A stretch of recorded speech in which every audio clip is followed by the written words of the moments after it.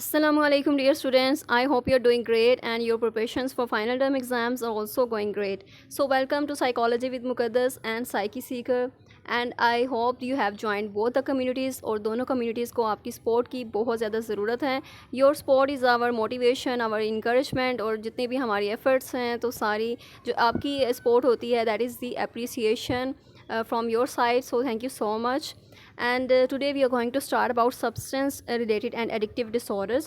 Lesson number 39 है ये, और इसमें इंट्रोडक्शन में उन्होंने बताया है कि जो सब्सटेंस होता है, सब्सटेंस आप किसी भी जो ऐसी चीज़ जिसका कोई फिज़िकल एग्जिस्टेंस है दैट इज़ कॉल्ड सब्सटेंस. अब सब्सटेंस कुछ भी हो सकता है, आपका फूड है, वाटर है, और इट्स रिलेटेड टू वुड और table, anything that is the any material that we can see, we can touch, तो जिसकी कोई फिज़िकल एग्जिस्टेंस है दैट इज़ कॉल्ड सब्सटेंस. अब यहाँ पर जो सब्सटेंस वर्ड यूज़ हुआ है that is use in the sense of drugs, यानी ये स्पेसिफिक कैटेगरी ऑफ ड्रग्स जो हैं उनको हम सब्सटेंस कहते हैं. और ये सब्सटेंस और ड्रग्स में जो डिफरेंस है ये भी आपको क्वेश्चन आएगा एग्ज़ाम में. So that is important question, इन दोनों में डिफरेंस क्या है. अब जो सब्सटेंस है उसमें ड्रग्स हो सकते हैं, लेकिन जो ड्रग्स हैं ड्रग्स को हम सब्सटेंस कहते हैं. That is the form of the substance, ठीक है, क्योंकि हम उसमें सब्सटेंस वो भी सब्सटेंस ही है क्योंकि हम उसे देख सकते हैं, हम उसे टच कर सकते हैं, हम उसे कंज्यूम करते हैं. सो जो ड्रग्स होते हैं, ड्रग्स का सिग्निफिकेंट इफ़ेक्ट होता है आपकी बॉडीज़ पे, आपके माइंड पर, और जिससे आपकी जो फंक्शनिंग है वो इम्पेक्ट होती है. यानी आपकी जो फंक्शनिंग, जो ब्रेन की फंक्शनिंग होती है वो भी उससे इन्फ्लुएंस हो रही होती है, जिसमें चेंजेस आ जाते हैं. ड्रग्स में जैसे कि ड्रग्स होते हैं कुछ, इसमें मेडिकेशंस भी होती हैं जो कि आपके डिसऑर्डर्स को ट्रीट करने के लिए, डिफरेंट इलनेस को ट्रीट करने के लिए आप मेडिकेशन यूज़ करते हैं. तो उनमें भी कुछ ड्रग्स होते हैं, यानी कुछ इस तरह की प्रॉपर्टीज़ होती हैं जो कि आपकी फिज़ियोलॉजिकल चेंजेस लेकर आती हैं. सो जो डिफरेंट ड्रग्स होते हैं रिक्रिएशनल पर्पस के लिए भी ड्रग्स यूज़ किए जाते हैं, जिसमें अल्कोहल है और मैरिजुआना है, कोकेन है और कैफ़ीन है. कैफ़ीन तो आमतौर पर लोग जो है वो कंज्यूम कर रहे होते हैं, जिसमें कॉफ़ी है, और इसके अलावा जो टी जो है that is the common drug जो कि लोग कंज्यूम करते हैं. मोस्टली पाकिस्तान में मोस्टली यही कंज्यूम किया जाता है, टी को कंज्यूम करते हैं और दूसरा कॉफ़ी को. एंड देन निकोटीन है, तो बहुत से लोग जो हैं वो सिगरेट वगैरह भी पीते हैं. सो दैट इज़ ऑल्सो ड्रग.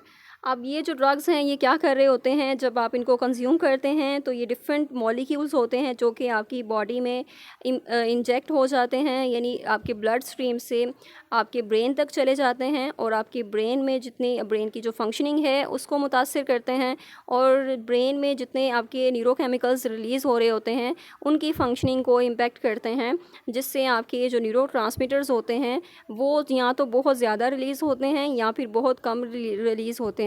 और ये डिपेंड करता है, यानी जब भी आप ड्रग्स, स्पेसिफिक ड्रग्स लेते हैं तो उसकी कोई स्पेसिफिक से चेंजेस होते हैं, फिज़ियोलॉजिकल चेंजेस होते हैं जो आपकी बॉडी में उसमें बज़ाहिर जो है वो नज़र आना शुरू हो जाते हैं. सो इसमें जैसे कि आप कोई ड्रग कंज्यूम कर रहे हैं तो उसका आपको यूफोरिया की स्टेट ही होगी आप में, यानी बहुत ज़्यादा आप हैप्पी फील करेंगे. जैसे कि आप सिगरेट कंज्यूम करते हैं तो मोस्टली आपने लोगों को कहते हुए सुना होगा कि सिगरेट से हमारी टेंशन कम होती है. तो होता क्या है, बायोकेमिकल जो चेंजेस हो रहे होते हैं ब्रेन में, यानी उनकी जो नेचुरल वे में जो एक न्यूरोट्रांसमीटर रिलीज़ हो रहा था उसने उनको स्टॉप कर दिया, और अब जो है वो ये नेचुरल वे नहीं है, यानी कि आप कुदरत से हटकर आप खुद से जो है वो करना चाह रहे हैं. सो अपने ब्रेन के जो फंक्शनिंग को अफेक्ट करते हैं, जिसकी वजह से ब्रेन के न्यूरोट्रांसमीटर्स ज़्यादा रिलीज़ होते हैं, जिससे आपको क्या होता है कि यूफोरिया की स्टेट फील होती है, आप हैप्पी फील करते हैं, आप रिलैक्स हो जाते हैं, आप कॉम फील करते हैं, आपको लगता है कि आपकी टेंशन्स जो हैं ख़त्म हो चुकी हैं, जबकि इसके नेगेटिव, बहुत ज़्यादा नेगेटिव इन्फ्लुएंसेस होते हैं.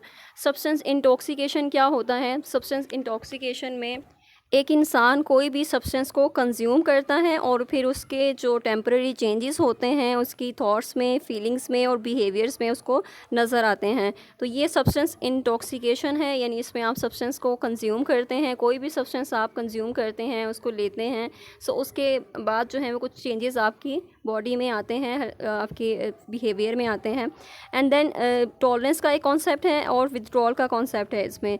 टॉलरेंस मीन जब आप एक सब्सटेंस जो है वो कंज्यूम करते हैं उसके कुछ इफ़ेक्ट्स होते हैं, एंड देन आपकी बॉडी जो है वो उससे यूज़ टू हो जाती है।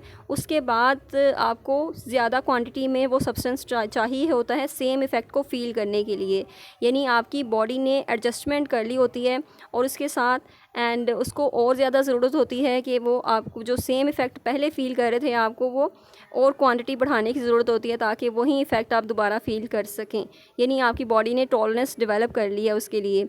और सिंपल इसके एग्जांपल ये है कि एक इंसान जो है अगर एक सिगरेट पी रहा है दिन में और उसकी टॉलरेंस अगर डेवलप हो जाती है और उसके बाद क्या होगा कि जो फीलिंग आ रही थी उसको यूफोरिया की एक सिगरेट पीने के बाद, अब वो 2 सिगरेट पिएगा तो वही फीलिंग उसको यूफोरिया की आएगी, अदरवाइज़ एक सिगरेट पे वो मुतमय्यन नहीं होगा, यानी सेटिस्फाइड नहीं होगा, उसको सेटिस्फेक्शन नहीं मिलेगी, यानी उसकी बॉडी ने टॉलरेंस डेवलप कर लिया है।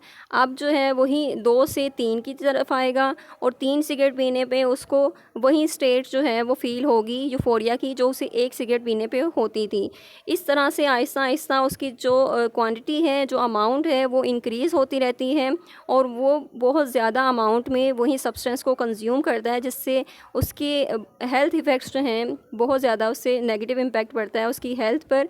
उसकी हेल्थ जो है वो डिस्ट्रॉय हो जाएगी, उसके लंग्स ऑब्वियसली अगर सिगरेट इतना ज़्यादा कंज्यूम कर रहे हैं तो आपके लंग्स जो हैं वो इफ़ेक्ट होंगे और डिफरेंट डिसीज़ हो सकती हैं, लंग्स कैंसर हो सकता है या लंग्स जो हैं वो टोटली डिस्ट्रॉय हो जाते हैं जिससे।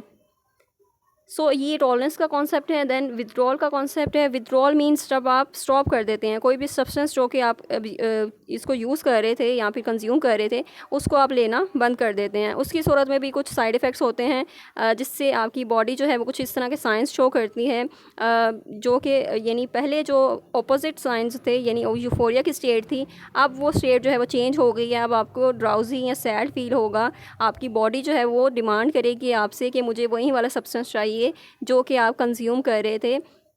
तो उस पे भी टाइम रिक्वायर्ड होता है, प्रॉपर उसका एक प्रोसीजर या रिक्वायरमेंट जो होती है, तो उसको आप अगर जो भी गाइडलाइंस होती हैं अगर आप उनको फॉलो करते हैं और जो डॉक्टर आपको प्रेस्क्राइब करते हैं अगर आप वैसा ही सब कुछ करते हैं, देन आप ग्रेजुअली आप नॉर्मल लाइफ की तरफ आ सकते हैं। सो जितना ज़्यादा जर्नी आपकी ज़्यादा देर यानी आपने कंज्यूम किया है उसको, उतना ही ज़्यादा आपके लिए मुश्किल होगा विथड्रॉल करना और यानी उसको छोड़ना। इसमें विथड्रॉल सिम्टम्स में आप देखते हैं कि कॉमन हमारी जो सोसाइटी में टी कंज्यूम की जाती है और टी को बहुत पसंद किया जाता है हर जगह पर, और ये हमारा एक मेहमान नवाजी के लिए भी एक जो टी जो है वो एक मेन चीज़ है। सो इसमें क्या होता है कि जब आप टी इतनी ज़्यादा कंज्यूम करते हैं, आप हैबिचुअल हो जाते हैं उसके, और उसके बगैर टी के बगैर अगर आप उसको विथड्रॉल कर देते हैं यानी इसको छोड़ देते हैं या स्टॉप कर देते हैं उसको लेना, तो यानी पहले दिन तो आपकी जो तबीयत है वो बहुत ज़्यादा ख़राब हो जाएगी, आप बहुत लो फील करेंगे और वो यूफोरिया वाली स्टेट जो है वो फीलिंग नहीं आएगी, आप सैड फील करेंगे या फिर आपको हेडेक शुरू हो जाएगी। तो इस तरह से डिफरेंट वे में आपकी बॉडी जो है वो रिस्पॉन्ड करेगी और वो आपसे डिमांड करेगी कि मुझे वही सब्सटेंस चाहिए जिस पर आपने उसको लगाया होता है। यहाँ पर अब different types of different substances हैं जो हम लोग यूज़ करते हैं या डिफरेंट पीपल यूज़ करते हैं, दैट इज़ सेडेटिव्स हैं। सेडेटिव्स क्या करते हैं, ऐसी मेडिसिन्स होती हैं जो आपके सीएनएस यानी आपके सेंट्रल नर्वस सिस्टम को स्लो डाउन कर देती हैं, जिससे आपकी बॉडी जो है वो स्लो हो जाती है। सो ये डिफरेंट डिसऑर्डर्स को ट्रीट करने के लिए इस तरह के सेडेटिव्स आई थिंक डिप्रेशन में या डिफरेंट मेंटल डिसऑर्डर्स में भी यूज़ करते हैं और साइकोलॉजिकल डिसऑर्डर्स में यूज़ करते हैं इन सब्सटेंसेस को। टोबाकू है, टोबाकू जो है वो एक हाईली एडिक्टिव है और ये निकोटीन इसमें होता है।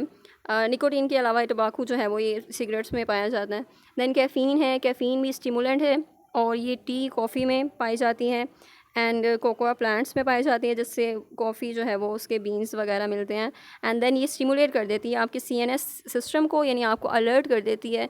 और अक्सर आपने वो टीवी एड्स में, कॉफ़ी की एड्स में देखा होगा कि वो कॉफ़ी जो है वो इस तरह से रिप्रेजेंट करते हैं कि ये आपको अलर्ट कर देती है, नो डाउट कि अलर्ट कर देती है, बट आप यानी आप कंज्यूम करते रहेंगे, डेली इसको कंज्यूम करेंगे, देन आप उसके हैबिचुअल हो जाएंगे, आपको उसकी आदत हो जाएगी, आप यूज़ टू हो जाएंगे। उसके बाद आप उसको जब विथड्रॉल करेंगे तब आपके लिए मुश्किल होगी।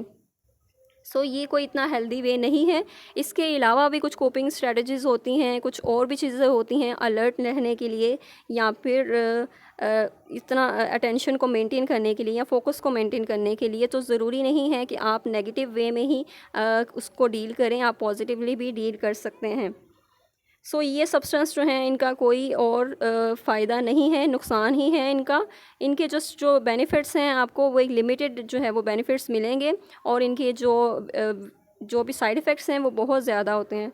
सो अल्कोहल है, तो अल्कोहल भी एक डिप्रेसेंट है, सेडेटिव है, और ये पाकिस्तान में परमिसिबल नहीं है, पाकिस्तान में इसकी इजाज़त नहीं है। बाकी दूसरी कंट्रीज़ में क्योंकि हमारे इस्लाम में हराम है और इसलिए इसको ज़्यादा अप्रिशिएट नहीं किया जाता। अदरवाइज़ बाकी सारे ड्रग्स हैं उनको भी बैन कर देना चाहिए, लेकिन जैसे कि पाकिस्तान में सिगरेट वगैरह बहुत ज़्यादा लोग कंज्यूम कर रहे हैं, हालांकि उसका कोई फ़ायदा नहीं है।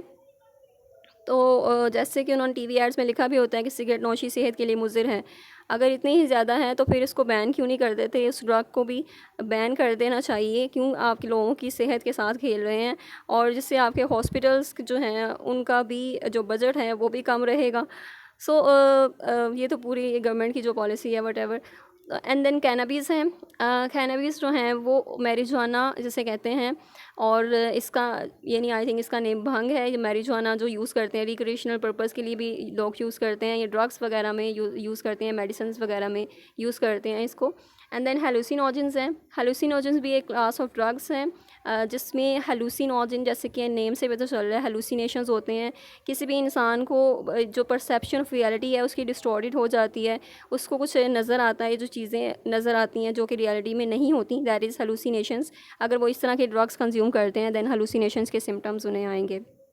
एंड देन इनहेलेंट्स हैं, इनहेलेंट्स में क्या होता है, अक्सर जो है ना लोग इनहेल करते हैं, यानी कि स्प्रे पेंट्स या फिर मार्कर्स, ग्लूज़ या कोई भी फ्लूइड वगैरह इनहेल करके उन्हें अच्छा फील होता है। यानी उनमें कुछ इस तरह की प्रॉपर्टीज़ होती हैं, कुछ इस तरह के मॉलिक्यूल्स होते हैं जो कि आपके सीएनएस को, आपके ब्रेन फंक्शनिंग को इम्पेक्ट कर रहे होते हैं, और जिससे आपकी ब्रेन फंक्शनिंग जो है वो इन्फ्लुएंस होती है। सो इनहेलेंट से भी अगर ये बहुत स्ट्रॉन्ग है, अगर बहुत ज़्यादा आप इसको कंज्यूम कर रहे हैं देन ये भी प्रॉब्लम कॉज कर सकते हैं। देन ओपियोइड्स हैं, ओपियोइड्स जो हैं वो पॉपी प्लांट से लिए गए हैं, खशखाश जिसे कहते हैं, और इसमें हीरोइन जो होती है, ओपियोइड जितने भी ये हैं इसमें ड्रग्स हैं या सब्सटेंसेस हैं जैसे मॉर्फिन है, तो ये सारे पेन को रिड्यूस करने के लिए यूज़ किए जाते हैं, पेन रिलीफ के लिए यूज़ किए जाते हैं। इसमें लाइक एनेस्थीसिया दिया जाता है, तो वो उसमें भी ओपियोइड्स जो हैं वो शामिल होते हैं।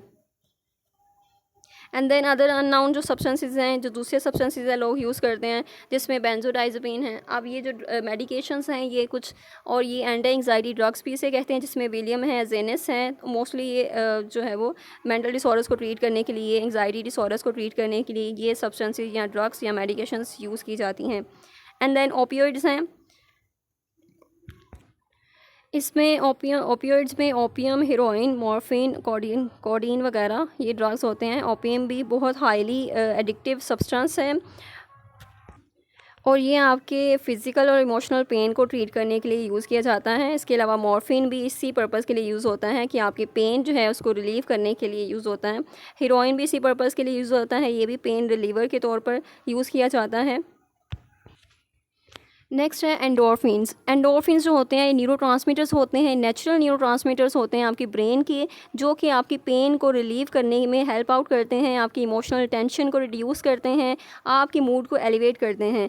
आप इस एंडोर्फिन्स को आप डिफरेंट वेज़ में बढ़ा सकते हैं, आप नेचुरल वे में इसको इंक्रीज़ कर सकते हैं। दैट इज़ कि आप एक्सरसाइज करें, कोई फ़नी मूवी वॉच करें। सो इस तरह से आप इन न्यूरोट्रांसमीटर्स को अपने ब्रेन में इंक्रीज़ कर सकते हैं नेचुरल वे में, बजाय आप इसको नेगेटिव वे में ढूंढें। आप इनको पॉजिटिव वे में भी तलाश कर सकते हैं, पॉजिटिव वे में भी इनको आप पा सकते हैं।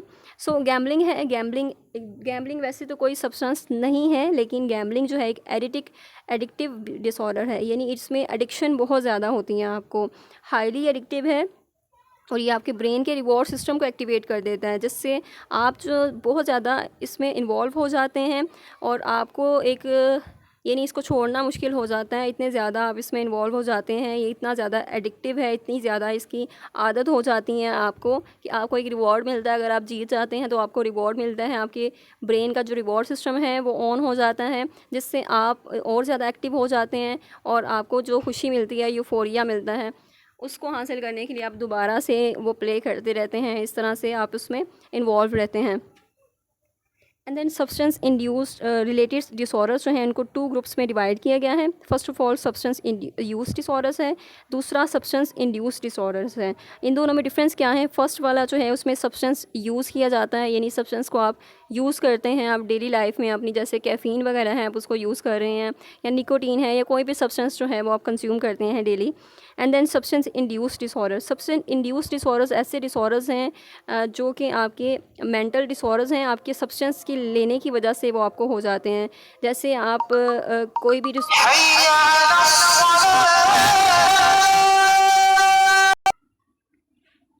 सब्सटेंस यूज़ डिसऑर्डर के जनरल फीचर्स देखते हैं हम। इसमें जो कॉग्निटिव बिहेवियरल या फिजियोलॉजिकल जो सिम्टम्स आते हैं, जो चेंजेस आते हैं, तो उसमें आपकी जो इंडिविजुअल है फिर भी उसको कंटिन्यू रखता है, यानी कि वो अपनी चेंजेस देख रहा है कि वो हार्मफुल लेवल तक पहुंच गया, लेकिन फिर भी उसको वो कंटिन्यू रखता है। इंपॉर्टेंट करेक्टरिस्टिक है सब्सटेंस यूज डिसऑर्डर का, that is change in brain circuits, यानी आपके ब्रेन की जो फंक्शनिंग है वो चेंज हो रही है। एंड दैट बियॉन्ड डिटॉक्सिफिकेशन, यानी बहुत ज़्यादा चेंज हो रही है। तो जो सीवियर डिसऑर्डर की तरफ आपको लेकर जा सकती है, ये मेंटल डिसऑर्डर्स आपको हो सकते हैं डिफरेंट, जिसमें डिप्रेशन, एंग्जाइटी या फिर शिजोफ्रेनिया है। So the behavioural effects of the brain changes में भी exhibited in the repeated relapses, यानी जो बिहेवियरल इफेक्ट्स हैं आपके, जो ब्रेन चेंज हो रहे हैं उसमें रिपीटेड रिलैप्सेस, यानी बार बार वो चेंजेस इफेक्ट्स जो हैं वो शो होंगे, और जिसमें आपकी क्रेविंग जो है वो मज़ीद बढ़ती जाएगी, आपके जो इफेक्ट्स हैं टॉलरेंस आप में डेवलप हो जाएगी। सो जो जितनी ज़्यादा क्रेविंग होगी उतनी ज़्यादा आप ड्रग्स जो हैं या सब्सटेंस उतना ज़्यादा यूज़ करेंगे वो वाला, जिससे जो लॉन्ग टर्म जो है वो आपके साइड इफ़ेक्ट्स हो सकते हैं आपको इसके। And then substance use was previously split into abuse और डिपेंडेंस, तो इसको जो है वो अब्यूज़ के तौर पे भी देखते थे, या फिर डिपेंडेंस की कितना ज़्यादा उस पर डिपेंडेड हैं या डिपेंड कर रहे हैं उस ड्रग पर। इसमें कुछ इम्पेयर्ड कंट्रोल भी है, सोशल इम्पेयरमेंट है, रिस्की यूज़ है, फार्माकोलॉजिकल क्राइटेरिया भी है, यानी जो आप यूज़ कर रहे हैं दैट इज़ कि आप उसमें आपकी फंक्शनिंग जो है वो इम्पेयर्ड होगी, डेली लाइफ की जो फंक्शनिंग है वो इम्पेयर्ड होगी, सोशल इम्पेयरमेंट होगी आपको।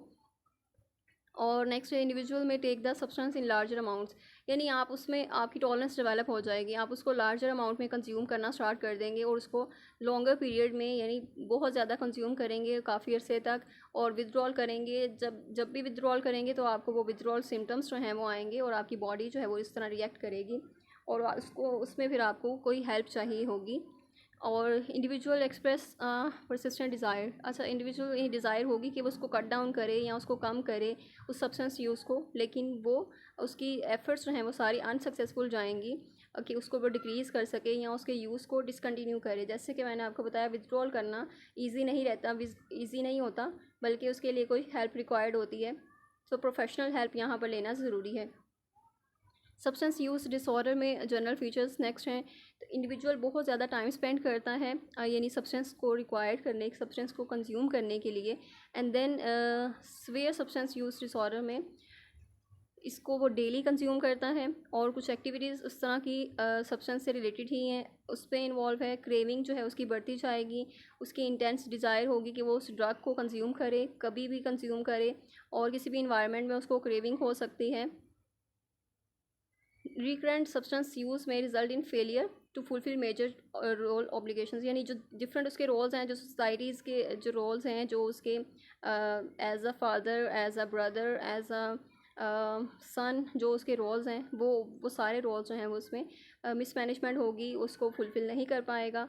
सो इस तरह से डिफरेंट जो साइड इफ़ेक्ट्स हैं वो शो होना शुरू हो जाएंगे, डेली फंक्शनिंग उसकी जो है वो इम्पेयर्ड होना स्टार्ट हो जाएगी। एंड देन बार बार वही चीज़ है कि वो सोशल कोऑपरेशनल या कोई भी चीज़ जो एक्टिविटीज़ वो डेली परफॉर्म करता था उसमें आप उसमें इम्पेयरमेंट शो होना शुरू हो जाएगी। अब वो उस तरह से उन एक्टिविटीज़ को परफॉर्म नहीं कर पाएगा, और जो भी उसकी रिस्पॉन्सिबिलिटी थी वो उसको फुलफ़िल नहीं कर पाएगा उस तरह से। सो ये फ़िज़िकली हज़ार्डस भी है, फ़िज़िकली डेंजरस भी है।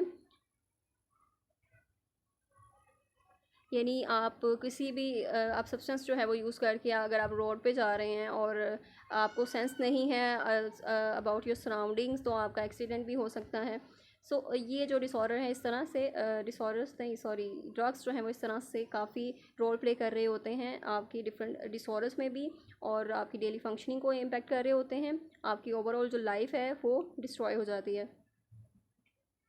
इंडिविजुअल जो है वो टॉलरेंस को डेवलप कर लेता है, और विथड्रॉल जो है वो दूसरा सिग्निफिकेंट फीचर है ऑफ सब्सटेंस अब्यूज़ डिसऑर्डर का।